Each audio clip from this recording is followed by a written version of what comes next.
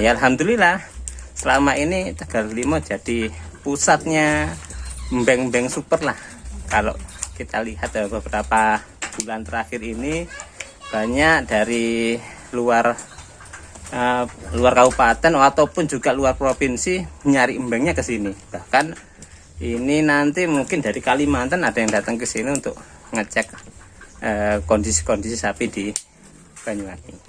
Bismillahirrahmanirrahim. Assalamualaikum warahmatullahi wabarakatuh. Kembali lagi guys ke channel saya Rian Juna. Jadi hari ini ada sapi yang mau melahirkan. Ini kita ditemani sama dokter Andar ya, semoga nanti kita bisa videokan ya. Nah ini guys, ini untuk indukannya yang mau melahirkan.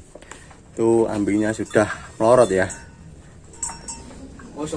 Ini sudah waktunya.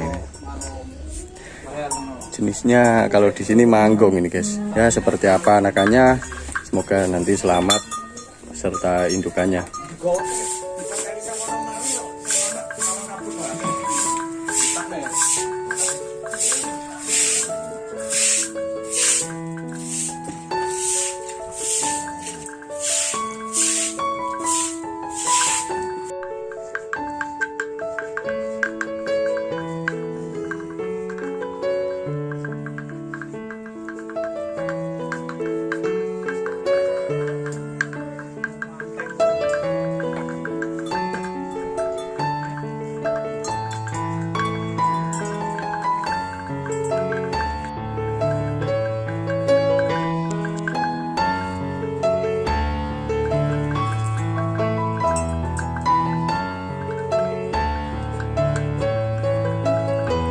Sutris ya. Oke, ini sudah bersama Bapak Sutris. Mungkin Pak Sutris bisa menceritakan tentang kejadian ini tadi ataupun pengalaman kepada peternak yang lain mungkin Pak.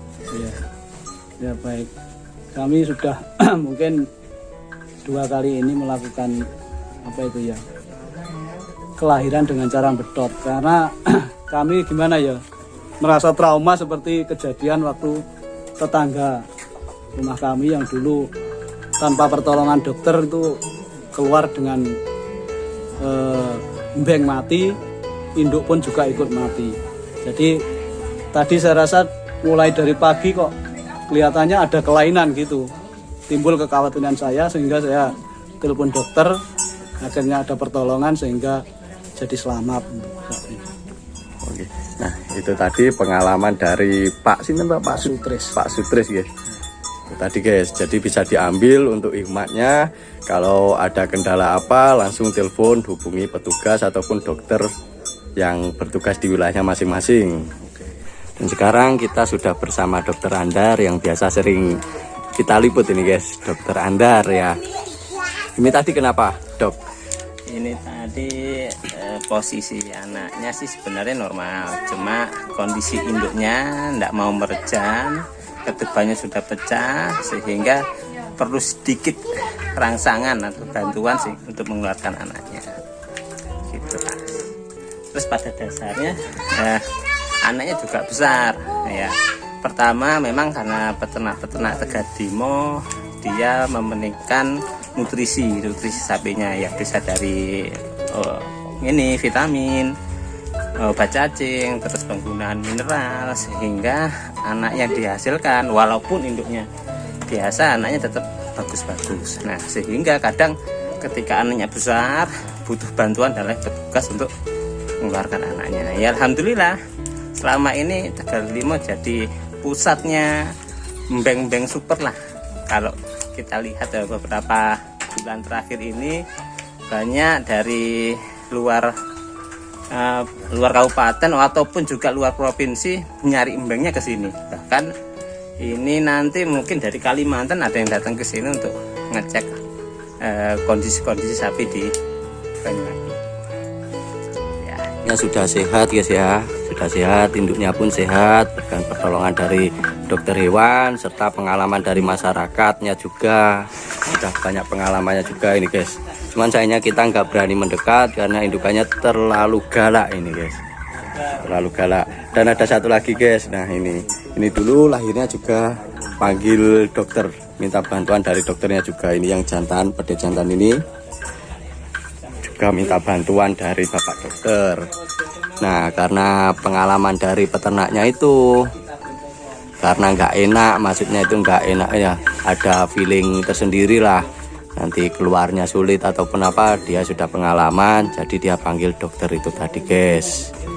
Buat pengalaman untuk peternak-peternak yang ada di Indonesia juga ya, kalau ada firasat nggak enak sama kelahiran pedatannya, lebih meyakinkan lagi untuk panggil petugas ataupun dokter hewan yang bertugas di wilayahnya masing-masing guys, seperti pengalaman peternak itu tadi.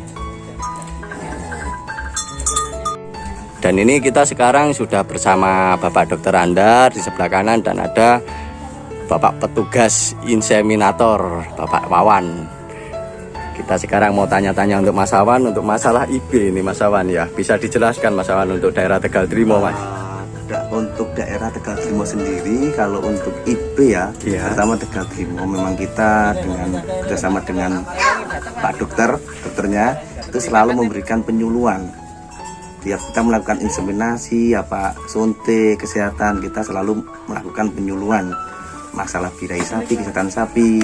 Dan alhamdulillah peternak Tegal Trimo itu